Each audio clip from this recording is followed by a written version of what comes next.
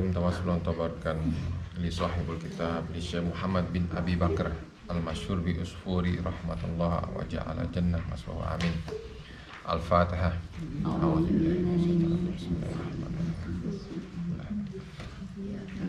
Iyyaka na'budu wa iyyaka nasta'in. Shiratal ladzina an'amta 'alaihim. Rabbi ishrah li sadri wa yassir li amri wahlul 'uqdatam min lisani yafqahu qawli. Halaman 18 hadis ke-17 ya. Bismillahirrahmanirrahim. Ilan qala al-mu'allif radhiyallahu anhu ankum.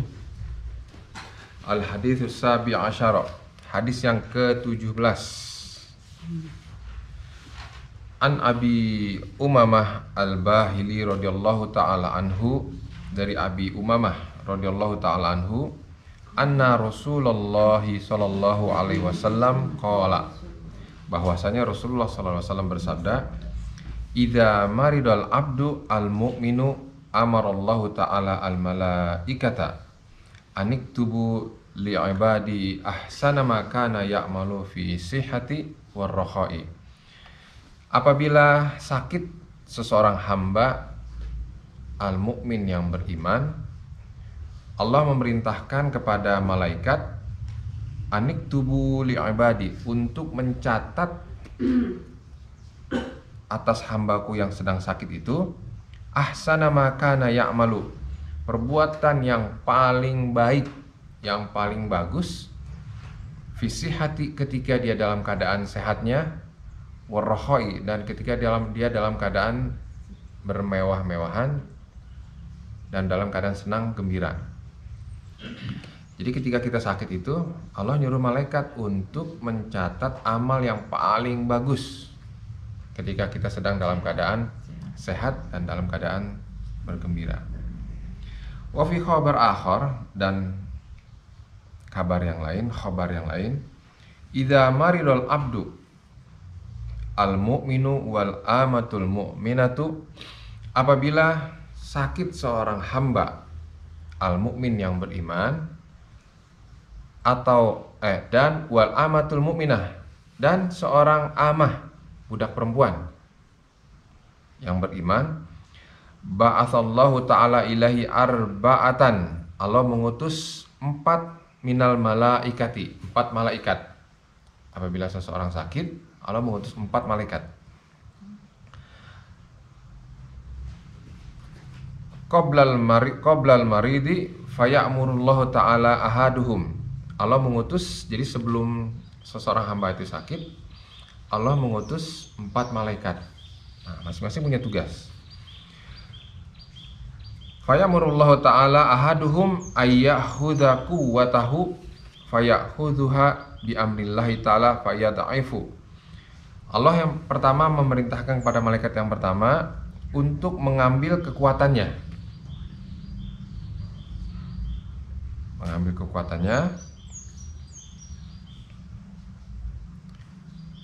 bi amrillahi ta'ala, dengan perintah Allah subhanahu wa ta'ala, fayadha'ifu, maka hamba tadi setelah diambil kekuatannya maka menjadi lemah. Jadi kalau orang yang tadinya sehat, kuat, gagah, ketika sakit itu kondisinya pasti lemah. Nah itu sebelumnya karena Allah memerintahkan malaikat untuk mencabut kekuatannya.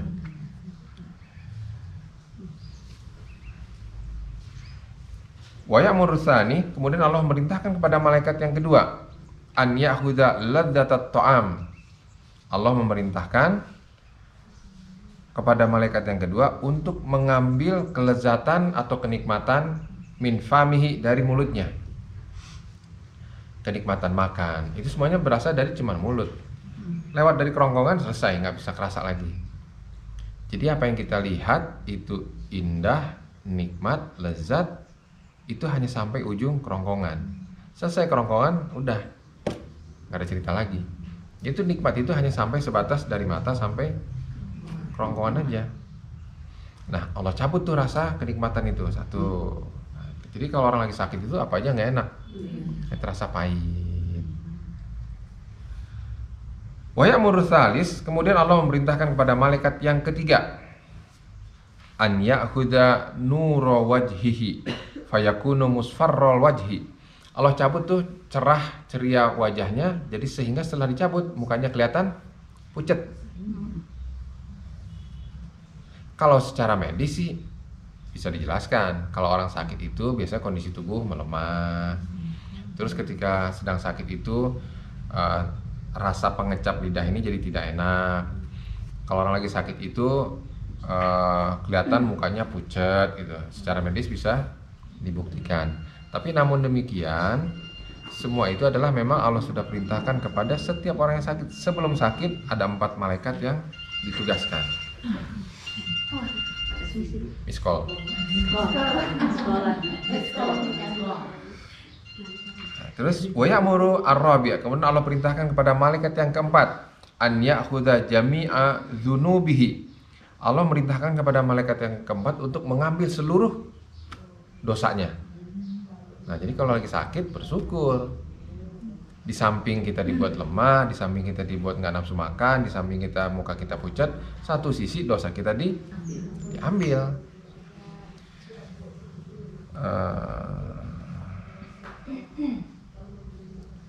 Yakhudhu jami'a dzunubihi fayakunu tahiran. Maka dalam keadaan kondisi dia bersih daripada segala dosa. Makanya kalau dikasih sakit jangan ngeluh, bersyukur. Ada dosa yang tidak bisa dihilangkan kecuali harus sakit. Jadi kita bersyukur nih, sakit alhamdulillah, berarti ada yang dibuang dosa kita. Bersyukur, harus ikhlas. Jangan malah nggerutu, dikasih kenik. Jadi kita hanya melihat sisi yang tiganya aja nih. Badan lemas, nggak nafsu makan, muka pucat. Kita ngeliat yang ini yang paling penting nih. Dosa kita diambil, diangkat semuanya. Fa'idha aradallahu ayyasfiyahu, maka apabila Allah menginginkan kesembuhan kepada hambanya, ya'murullahu ta'ala al-malak alladhi akhadha quwwatahu bi an yadfa'aha ilaihi. Apabila Allah menginginkan hamba itu sembuh, maka Allah perintahkan lagi malaikat tadi yang mengambil kekuatan untuk mengembalikan kekuatannya supaya orang yang sakit tadi kembali sehat dan kuat. Dan Allah perintahkan wa ya'muru al-malak alladzi. Jadi kalau malaikat satu, kalau menyebut malaikat jumlahnya satu malak. Kalau malaikat itu ada yang mengatakan bentuk jamak. Jadi malak Jibril, malak Mikail. Dan Allah perintahkan yang kedua, al-malak alladzi akhadha ladzatat ta'am bi an yadfa'aha ilahi. Yang tadinya mencabut rasa tidak nikmat makan, tidak nikmat minum, Allah perintahkan untuk malaikat kembalikan lagi.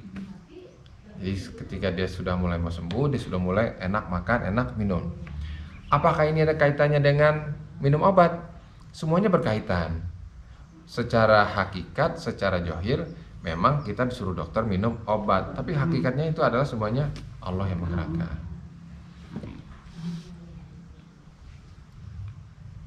Wa ya'murul malak alladzi akhadha nura wajhihi, dan Allah memerintahkan kepada malak yang mengambil cahaya wajahnya bi an yadfa'ahu ilaih, untuk mengembalikan lagi cahayanya kepada orang yang sakit tadi, dan ketika dia sembuh mukanya bercahaya lagi, seger, nggak pucat.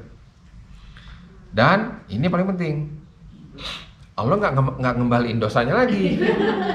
Ya Allah, dari cabut kok dibalikin lagi gitu. Sakit lagi deh. Mendingan sakit lagi kalau gitu. Nah lihat nih, sungguh sangat arhamar rahimnya Allah nih. Wala ya'murullaha ta'ala al-malak, dan tetapi Allah tidak memerintahkan malaikat yang akhadha dzunubahu, yang mengambil dosa orang yang sakit tadi, ayan fa'aha ilahi, untuk dikembalikan lagi kepada yang sakit tadi. Allah nggak ngasih perintah. Nah malaikat yang nggak dikasih perintah itu dia bingung, kok tadi saya disuruh, yang lain pada disuruh nyabut, kembaliin, kok giliran saya nyabut nggak dikembalikan. Nah. Fayakhirul malak lahu ta'ala sajidan, maka malaikat yang tadi ada sedikit pertanyaan, dan untuk ta'zimnya malaikat tadi langsung tersungkur ke bawah dalam keadaan sajidan, dalam keadaan bersujud. Fayaqulu, sambil berkata, ya Rabbi, kunna arba'ata amlak. Kita kan ada berempat nih katanya, berempat malaikat nih, minal malaika fi amrika, di dalam perintahmu. Fa amartahum engkau perintahkan kepada mereka bi an tusallimu ma akhadhu minhu. Engkau perintahkan untuk mengembalikan apa yang mereka ambil daripada orang yang sakit tadi. Falima lam ta'muruni bi an adfa'a ilaih. Lalu kenapa engkau tidak perintahkan kepada saya nih yang 3 disuruh kembaliin, kenapa saya tidak? Kata malaikat. Bi an adfa ilahi ma akhadhu minadz dzunub. Fayaqulu, Allah berfirman, Ar-Rabbu jalalah la yuhsinu min karami.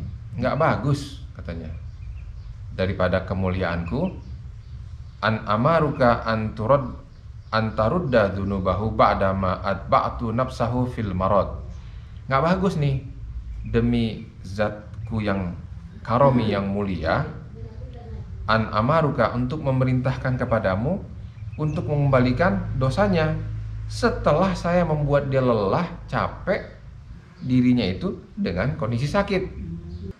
Lihat begitu lembut dan kasih sayangnya Allah.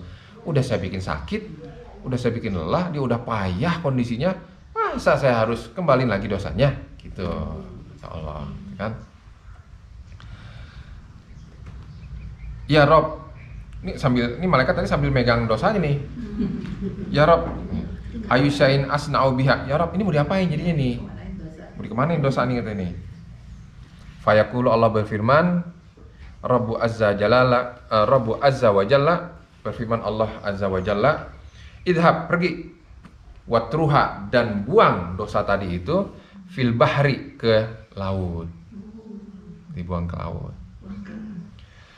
Fayadhabul malak, maka pergilah malak tadi, wayatrauha, dan melemparkan dosa tersebut fil bahri, wa yahlukullahu ta'ala min tilka dzunub timsahan, dan Allah jadikan dosa yang dibuang ke laut itu berubah menjadi timsah, buaya.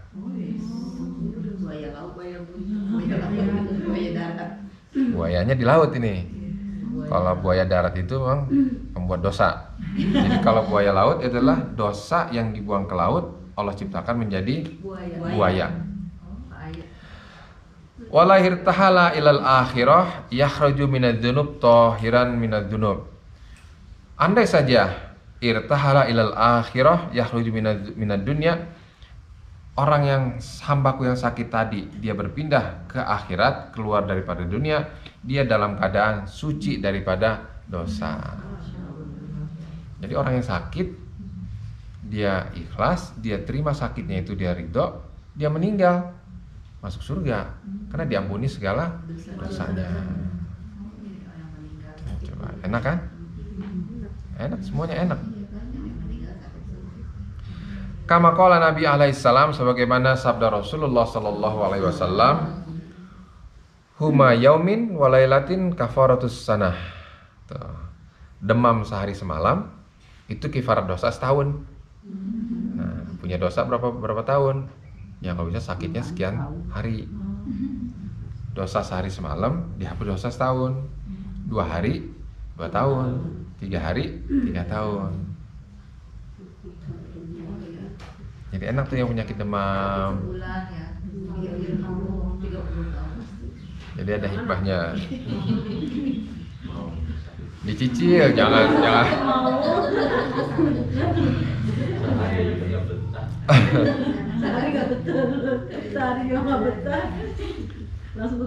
Jadi sebenarnya fasilitas-fasilitas untuk penghapusan dosa di kita ini sebenarnya banyak itu. Sebanyak orang berbuat dosa, berkali lipat juga untuk hal-hal perkara yang menghapus dosa gitu. Jadi nggak ada ceritanya orang yang dia berputus asa, dia ngerasa udah banyak dosa, dia orang yang paling banyak dosa di dunia, akhirnya putus asa. Nggak ada alasan, karena yang penghapus dosa itu banyak gitu. Di antaranya ini sakitnya aja penghapus dosa, sakitnya aja penghapus dosa gitu. Bukannya sehatnya jadi sehat dia ibadah terus menghapus dosa, enggak. Ini dia sakitnya aja menghapuskan dosa. Wahukia, dan dihikayatkan. Nah, mulai ceritanya di sini. Annahu kana fi Bani Israil, bahwasanya dulu di kalangan Bani Israil itu rajulun, ada seorang, bukan pemuda ya, karena ini kondisinya dia sudah punya anak, udah punya anak. seorang laki-laki lah ya, seorang laki-laki fasik, suka berbuat maksiat, fajir, durjana. Wah, pokoknya udah nggak ketahan dah. Pokoknya nih orang nih kerjaannya berbuat dosa aja gitu setiap hari. Maaf, udah pokoknya berbuat dosa aja. Kita bayangkan orang yang ada di kampung kita nih, mungkin belum separah ini gitu. Belum pernah ada di kampung yang diusir karena buat maksiat. Belum ada kan? Nah, ini parah ini. Udah parah nih. Mungkin karena nggak punya malu kali ya.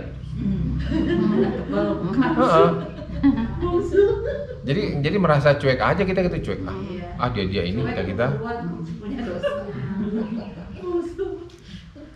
Nah, kita nggak boleh gitu. Jadinya maksudnya biar dia aja yang buat dosa, bukan kita. Ini nggak boleh begitu. Karena apapun yang dia lakukan tuh nanti diceritakan bahwa dia berakibat imbas sial kepada orang yang di sekitar. Karena nggak mau sial makanya diusir. Gitu loh. Jadi jangan dibilang saya yang berbuat dosa, saya yang maksiat, saya yang mabok, kenapa kalian yang pusing? Enggak begitu.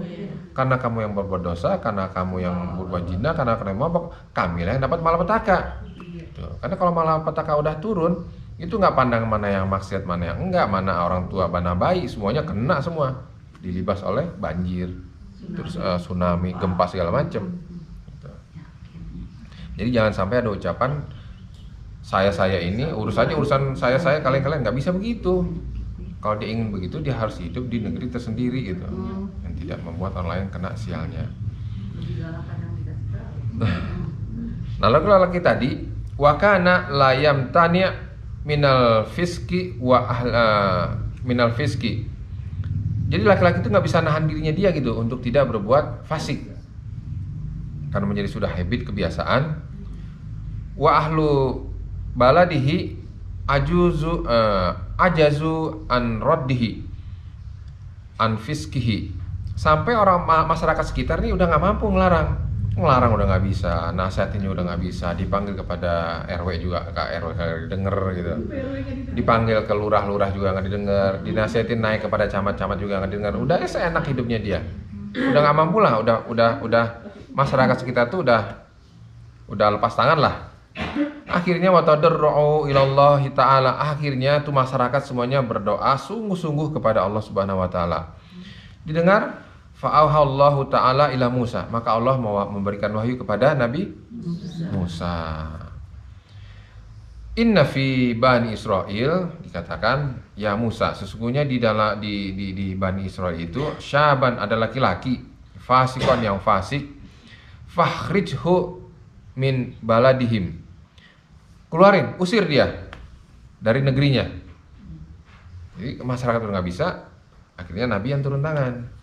Nabilah yang turun tangan untuk mengusir pemuda tersebut. Hatta lataqa unnar alaihim. Nah, sehingga tidak akan menimpakan neraka bagi mereka. Mereka itu warga sekitar, kata Allah.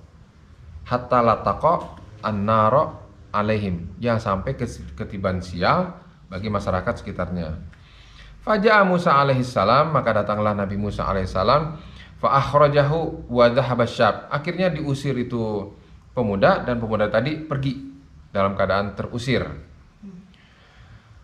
Wa dhahaba syab ila qaryatin minal qura, dan dia pemuda tadi pindah dari satu kampung ke kampung lain. Jadi di situ banyak kampung. Diusir dari Bojong, pindah ke Parakan.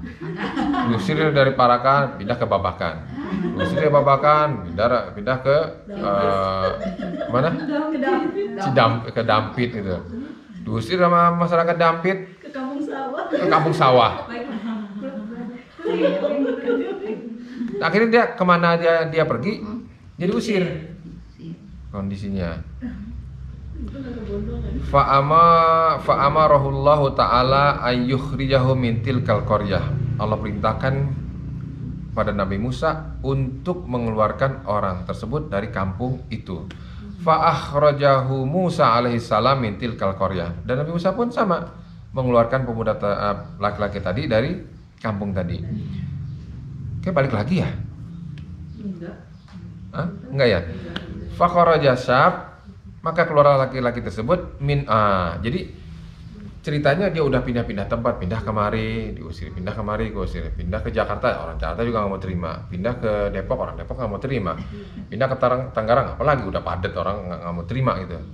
Akhirnya laki-laki tersebut dalam keadaan kondisi kharaja syab ila mafazatin wa ila maudi'i laisa fihi khalqun wala tairun wala wuhusyun. Sampailah dia ke satu tempat tersebut tuh tidak ada makhluk hidup. Artinya udah lokasi yang tidak terjamah, terasingkan. Orang nggak pernah ada ke sana gitu. Sehingga di tempat itu tidak ada makhluk, tidak ada burung, tidak ada binatang buas. Jadi emang benar-benar kondisi yang daerah itu yang daerah asing yang tidak ada yang mau nempatin daerah tersebut. Sampai satu ketika setelah dia pindah ke sana, famarada dzalika sab fitilkal mafazah. Akhirnya suatu ketika sakitlah laki-laki tadi.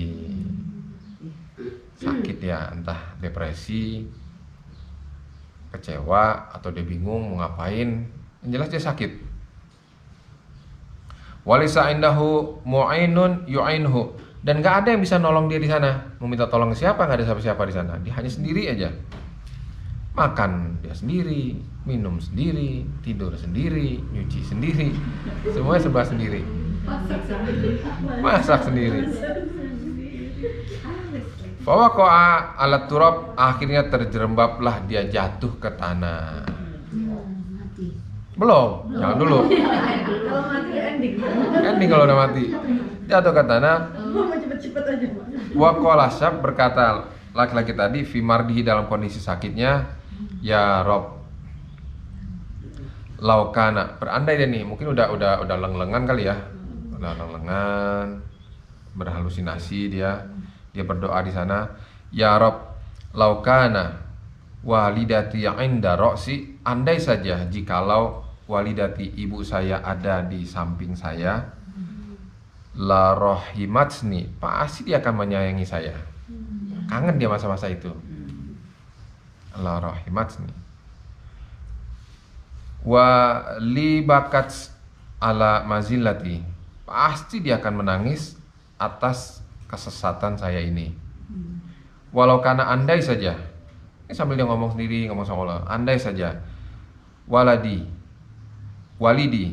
hadiran indi, hadir di sisi saya, la'anani wa ghasalani wa kafanni, pasti dia akan menolong saya, akan memandikan saya, dan bahkan akan mengkafankan saya. Walau kanat zaujati, andai saja istriku indi, ada di sisiku, la bakas ala firaqi, pasti akan menangis atas perpisahan dari dunia ini. Walau kanat, andai saja ya Rob, auladi indi, ada anak-anak saya di sekitar saya, labaku khalfa janazati, pasti mereka semua akan menangis di depan jenazahku. Wa yaqulunan, dan mereka anak-anakku dan semua yang hadir ketika itu akan berkata, Allahumma gfirli liwalidana al-gharib, ya Allah ampunilah kepada orang tua kami ini yang asing, ad-dhaif, al-asi, al-fasik, al-matruh min buldatin ila buldah. Ya Allah, semoga ampunilah orang tua kami ini yang terasingkan, yang lembah, dan yang berbuat maksiat, dan yang fasik, yang matruh, yang terusir dari negerinya. Gitu. Dia berandai-andai gitu. Andai orang-orang itu hadir di sisinya dia. Dia dalam keadaan, kebayang nggak, keadaan sendiri, nggak ada siapa-siapa, dan dia sudah mau sakaratil maut. Baru sakarat, Bu? Belum.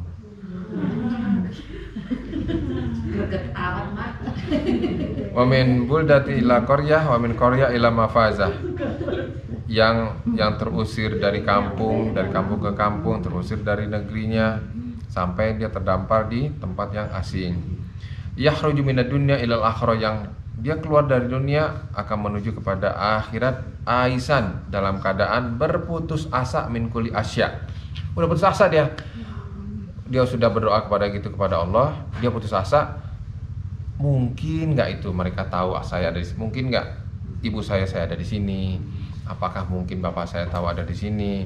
Anak-anak saya tahu saya ada di sini? Apakah istri saya tahu saya ada di sini? Udah putus asa dah, udah nggak ada harapan.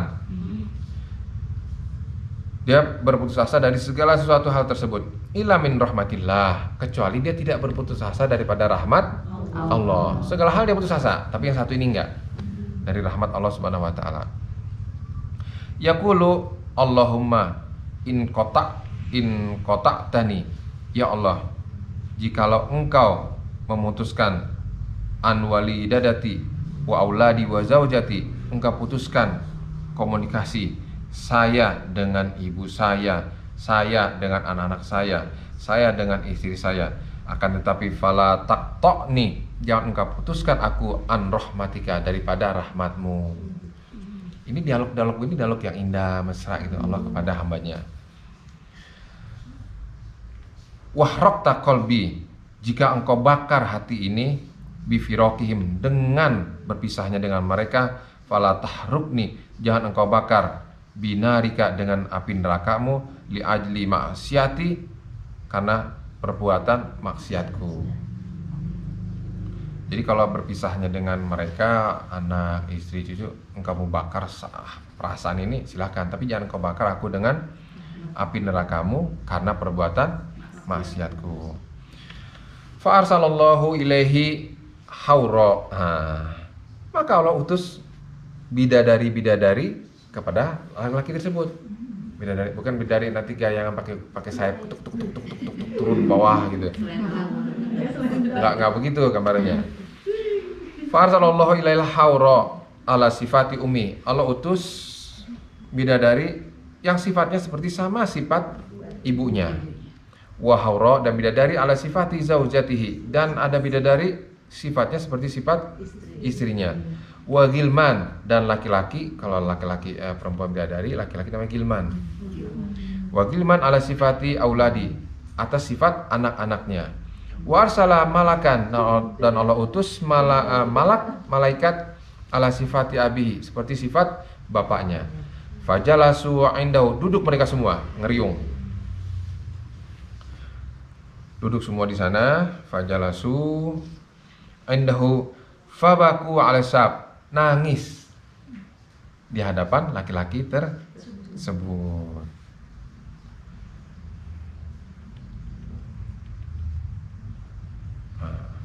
Ka'annahum, seolah-olah yang tadi bidadari ini adalah seolah-olah seperti anaknya, istrinya, ibunya, dan bapaknya. Gitu. Hadiru indahum fataba qalbuhu, dengan kehadiran mereka fataba qalbuhu, senang hati dia, udah senang hati dia. Wa qala, berkata dia begini, Allahumma la taqta'ni min rahmatika, ya Allah jangan kau putuskan aku daripada rahmatmu, innaka ala kulli syai'in qadir, sesungguhnya engkau berkuasa atas segala sesuatu. Wa wasala ila rahmatillahi tahiran wa maghfuran, dan dia sampailah kepada rahmat Allah dalam keadaan suci dan terampuni. Meninggal, baru meninggal Bu, baru meninggal. Dia udah senang, happy ending, senang, dia ngelihat semua hadir, ada istri, ibu, bapaknya, ibunya, istrinya, anak-anaknya hadir, dia senang. Nah lalu Allah cabut nyawanya, dia dalam keadaan mendapatkan rahmat dan diampuni segala dosanya. Terus lalu fa'ahallahu ta'ala ila Musa, Allah utuslah, berikan wahyu kepada Nabi Musa alaihissalam, idhab ila mafazatin kada wa maudiin kada, ya Musa, engkau pergilah ke satu tempat terasing, lokasinya begini, koordinatnya seperti ini, kayak gitulah, dikasih GPS. Allah berfirman, qad mata fihi, telah meninggal di tempat itu, waliyun min auliyai, seorang wali daripada wali-waliku. Coba, pelaku maksiat, pelaku udah dimusuhi oleh masyarakat, diusir ke sana kemari, ternyata Allah melihat orang tersebut adalah wali daripada di antara wali-wali Allah. Jadi terkadang kita juga nggak boleh suudzon lihat orang gitu. Kita nggak tahu detik-detik terakhir kematian dia itu akan seperti apa, dan kita nggak tahu detik-detik kematian kita akan seperti apa. Jadi nggak boleh terlalu full suudzon terhadap lingkungan. sampai kita mencap, memvonis ini orang udah nggak bener, udah segala macam cap udah kita stempel ke dia gitu. Itu nggak boleh. Belum tentu kita lebih baik dari dia pada akhir hayat nanti. Terus Allah perintahkan kepada Nabi Musa, faksilhu, mandikan dia, wakafinhu, dan kafankan, wasolli alaih, dan solatkan laki-laki tadi. Falamma hadara Musa, nah maka ketika sampailah Nabi Musa ke lokasi tersebut, tepat lokasinya sesuai dengan koordinat, zalikal mawadi, ke tempat tersebut, faro'a, Nabi Musa melihat asyab alladzi kana akhrajahu min buldah wa min qaryah bi amrillahi ta'ala. Kaget, loh ini bukan laki-laki yang atas perintah Allah saya usir, jadi nggak enak hati gitu ya. Ternyata wali gitu kan. Ada perasaan kaget Nabi Musa, loh ini kan yang saya usir waktu itu nih gitu loh. Terus war al-hurul ain, dan ketika itu melihat banyak bidadari-bidadari, ia bekuna alai, nangis di sekitar pemuda tadi. Faqala Musa alaihissalam, berkata Nabi Musa alaihissalam, ya Rabb, ama huwa dzalika syab al-fasik alladzi akhrajtuhu min buldah bi amrika? Bukankah laki-laki ini yang engkau perintahkan kepadaku untuk saya usir, yang saya keluarkan dari kampung? Kata Nabi Musa kepada Allah, nanya. Emang Nabi Musa gitu, emang banyak nanya. Ya, ya udah tahu nanya lagi gitu. Pernah dikasih tahu, kasih tongkat, dijelasin tongkat untuk apa? Panjang lebar gitu. Yang banyak bertanya, bagus banyak bertanya. Kalau Allah Subhanahu wa taala berfirman, "Na'am, ya Musa, betul. Itu laki-laki yang aku perintahkan kepadamu untuk kau usir dari negerinya.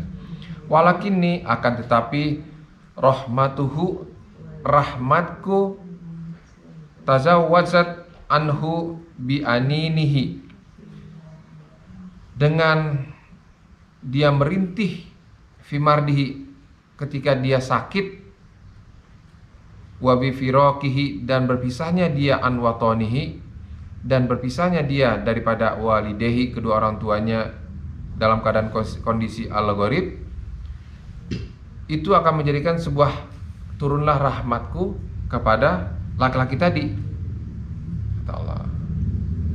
Wa tajawwazat, dan terhapuslah dari semua dosanya, gara-gara dia merintih yang tadi, dialog yang tadi dia ucapkan itu, sehingga turunlah rahmatku dan diampunilah seluruh dosa-dosanya.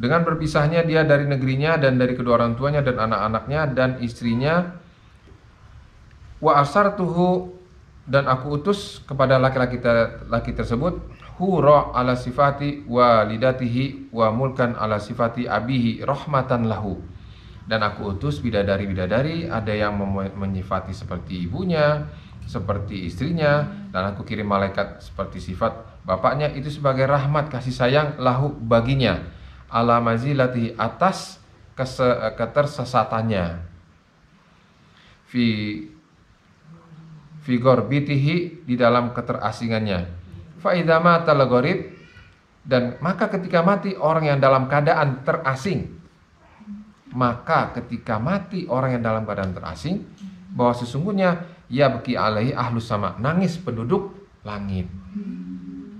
Jadi orang-orang yang terasing itu, dia dalam keadaan terasing, mau kemana, di sini ditolak, di sini ditolak, di sini diusir, mau sini diusir. Orang dalam keadaan terasing begitu, penduduk langit nangis, gitu. Wa ahlul ardi, itu juga penduduk bumi. Nah, siapa penduduk langit itu? Nah, penduduk langit ini ada sebuah cerita yang cukup panjang. Penduduk langit itu jangan dibayangin kayak ini ya, cerita-cerita versi Amerika kayak alien ya. Alien bentuknya begitu, terus enggak begitu. Penduduk langit tuh. Terus punya pesawat, penduduk langit.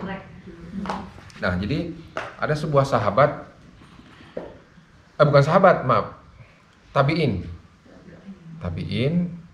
namanya Uwais Al-Qarni. Ceritanya panjang banget. Dan ceritanya itu, singkat ceritanya adalah Uwais Al-Qarni ini merupakan tabi'in dan dia bukan sahabat. Kalau sahabat itu kan satu hidup satu zaman dan bertemu dengan Rasul dalam keadaan sadar, bukan bermimpi. Nah, Uwais Al-Qarni ini dia posisinya di Yaman, tapi sudah menjadi pembicaraan di kalangan sahabat. Jadi generasi tabi'in, tapi menjadi pembicaraan di kalangan sahabat.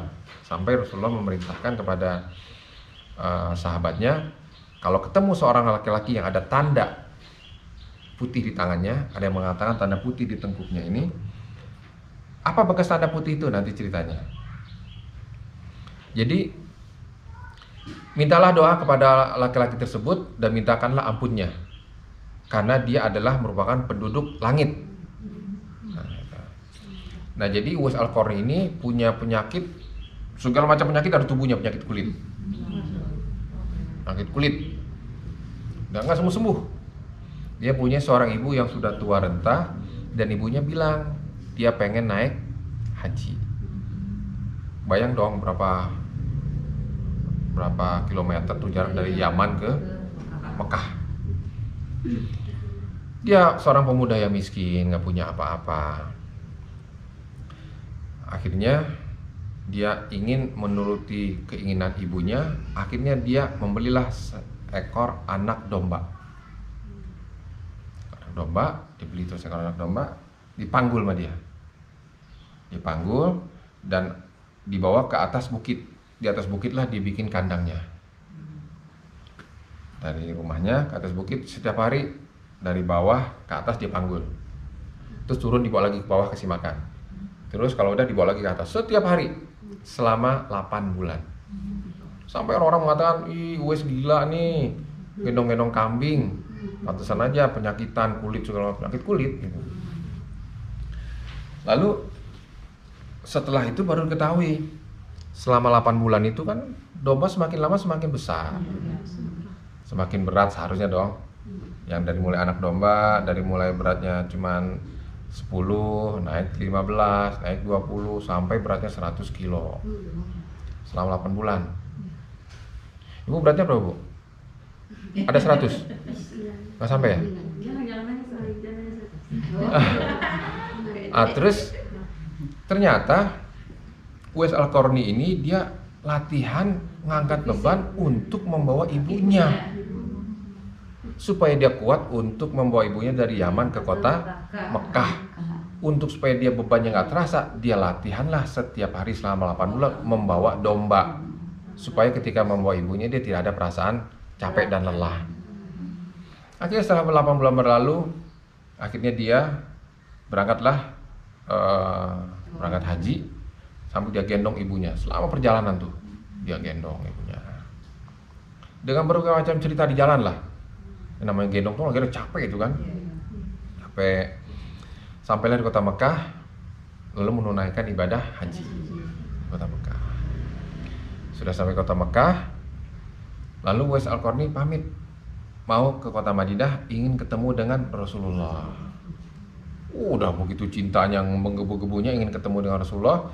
Pas ketemu dengan Rasulullah, kondisi ketika itu Rasulullah sedang pergi perang, nggak ada di rumah. Ketemu dengan Siti Aisyah. Begitu sangat-sangat kecewanya dalam perjalanan yang jauh, ingin ketemu dengan kekasih hatinya, nggak ketemu. Dengan perasaan sedih, dia mau nungguin Rasulullah, nggak tahu kapan perang berakhir. Kelamaan nunggu, kasihan ibunya sudah sakit-sakitan, harus segera dibawa pulang. Akhirnya dia mengenyampingkan ego dan keinginan pribadinya dia bertemu Rasulullah. Akhirnya dia pulang ke kota Mekah untuk bawa ibunya ke Yaman. Akhirnya pergilah dia ke kota Mekah dan menggendong ibunya lagi sampai ke Yaman. Lalu sampai di kota Yaman itu Rasulullah udah selesai perang. Selesai perang, diceritakan oleh Siti Aisyah, ada seseorang yang bertemu denganmu, dia begini-gini. Rasulullah, itu penduduk langit, masyarakat langit katanya. Nah, ketika begitu, lalu Rasulullah bercerita kepada sahabat-sahabatnya, kalau nanti sepeninggalku kalau kamu bertemu dengan seseorang pemuda dengan ciri-ciri begini, engkau mintakan doa dan mohon memintakan istighfar kepadanya. Dan cerita ini berlanjut dari satu khalifah ke khalifah yang lain. Khalifah Sayyidina Abu Bakar bilang ke khalifah berikutnya, terus sampai berikutnya bilang. Nah, atas mabrur dan dikabulnya perjuangan daripada Uwais Al-Qarni ini, Allah sembuhkanlah penyakitnya. Penyakit-penyakit sembuh semua. Semua hanya ada yang tersisa. Ada bulatan putih di telapak tangan atau di tengkuk tanda. Itu tanda cerita berkaitan ceritanya. Rasulullah mengatakan kalau nanti ketemu dengan pemuda dengan ciri-ciri tanda ada putih di tangannya atau di sininya, ada yang mengatakan di sini, engkau mintalah doa dan mintakan istighfar kepadanya. Nah, dikatakan singkat ceritanya lagi bahwa Uwais Al-Qarni ini adalah merupakan penduduk langit.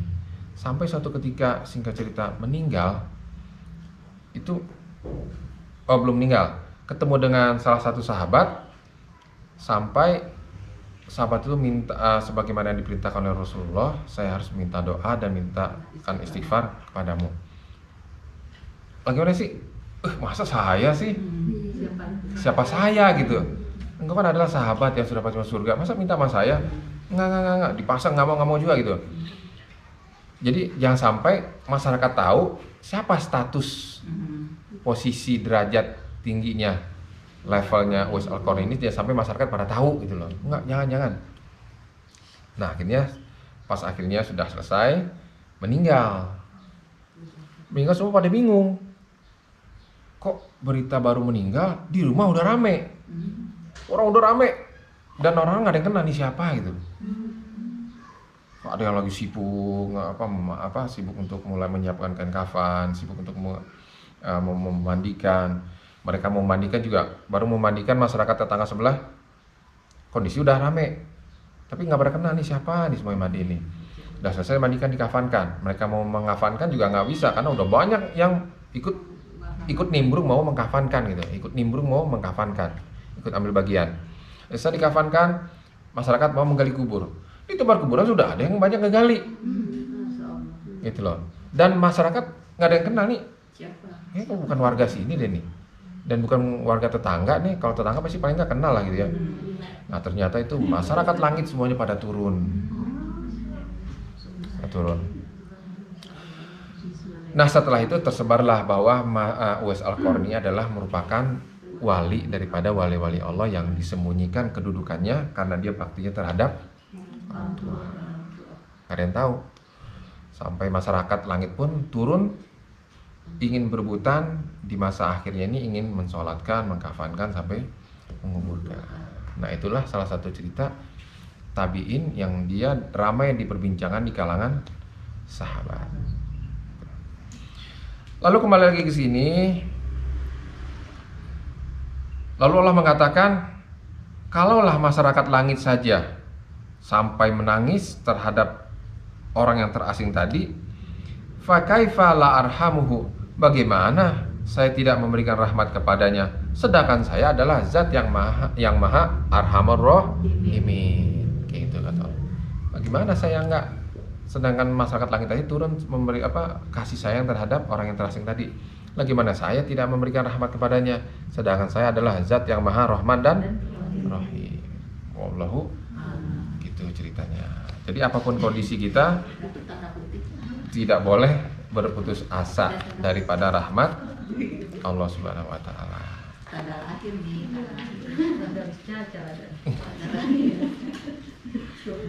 Mudah-mudahan ada manfaatnya. Kita tutup dengan doa.